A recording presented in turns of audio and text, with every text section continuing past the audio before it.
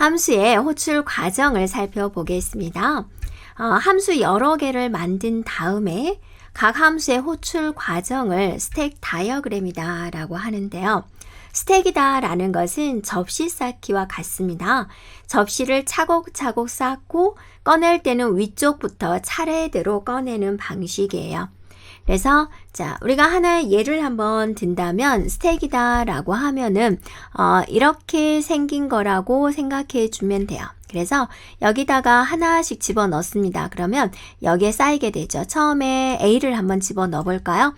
그러면 여기에 A가 쌓이게 되는 거고, 그 다음에 B를 집어 넣으면 B가 쌓이게 되는 거죠. B가. 그 다음에 C도 하나 넣어 볼까요? 그럼 C가 또 여기에 이렇게 들어오게 되는 거죠. 꺼낼 때는 어떻게 꺼내야 돼요? 위에부터 꺼내야죠. C 꺼내고 B 꺼내고 A를 꺼내고 이런 식으로 이제 운행되는 것이 바로 스택 구조가 됩니다. 그래서 이제 스택은 접시 쌓기다라고 하고 중간에 이렇게 꺼내는 방법은 없습니다. 파이썬에서는 이 접시 쌓기와 방향만 반대예요. 그래서 함수가 아래쪽 방향으로 추가가 되고 함수가 끝나면은 이제 위쪽 방향으로 사라지게 됩니다. 자, 우리가 이제 덧셈 함수 add가 있고요. 여기 보면 이제 add가 있습니다. 덧셈에 관련된 함수고요. 곱셈 함수 mul이 있습니다. add 함수 안에 mul 함수를 이렇게 호출을 하고 있습니다.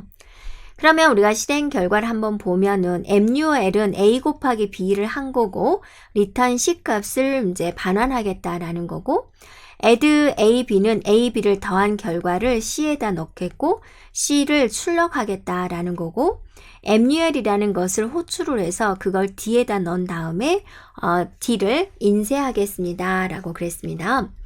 그러면 이제 여기까지는 이제 선언을 한 거고 여기가 이제 어떻게 진행이 될까를 봐보세요. x가 10이고 y가 20이에요. add x, y를 이제 호출을 한 거죠. 그러면 add가 어디가 있나 찾으러 가는 거예요. 그럼 여기가 있죠?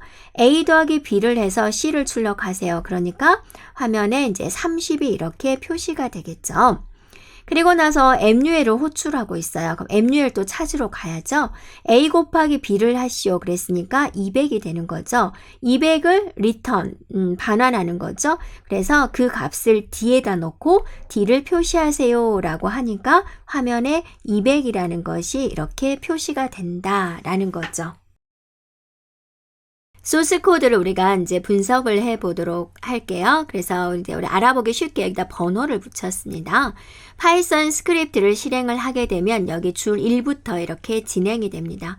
그래서 쭉쭉쭉 실행해 가지고 여기 있는 12행까지 실행을 하게 되면 전역 프레임이라는 곳에 여기 있는 함수 다음에 add 들어오고 x 변수, y 변수 이렇게 들어오게 됩니다.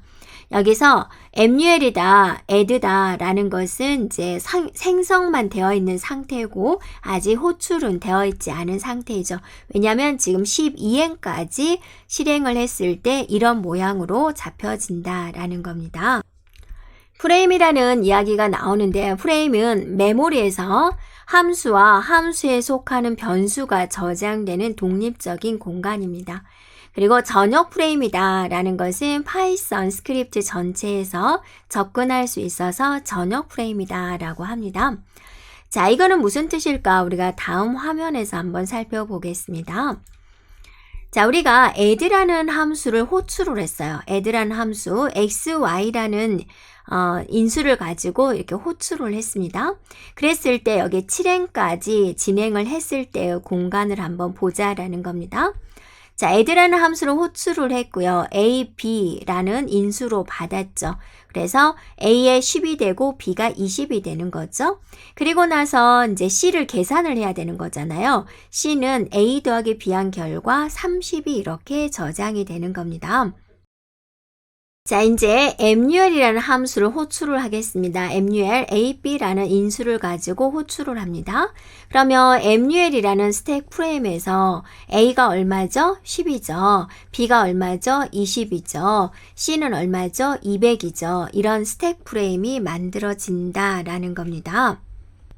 자, 그리고 나서 이제 프린트 D 그랬습니다. 네, 그러면 MUL 함수를 끝내고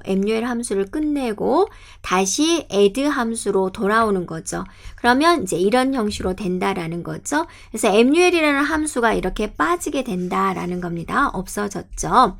네, 그래서 스택 프레임이 사라지게 되는 거고 그 결과를 D라는 변수, 그래서 D라는 변수에 이제 200이 들어가게 된다라는 거죠.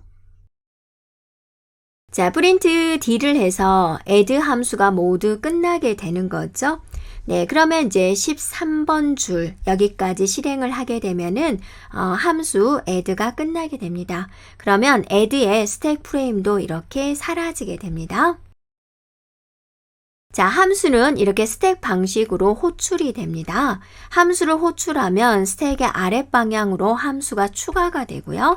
또 함수가 끝나게 되면 위쪽 방향으로 사라지게 됩니다. 프레임은 스택 안에 있어서 각 프레임을 우리는 스택 프레임이다 라고 부르게 되고요. 참고적으로 전역 프레임은 스크립트 파일의 실행이 끝나게 되면 사라지게 된다라는 겁니다. 지금까지 우리는 함수의 호출 과정에 대해서 살펴보았습니다.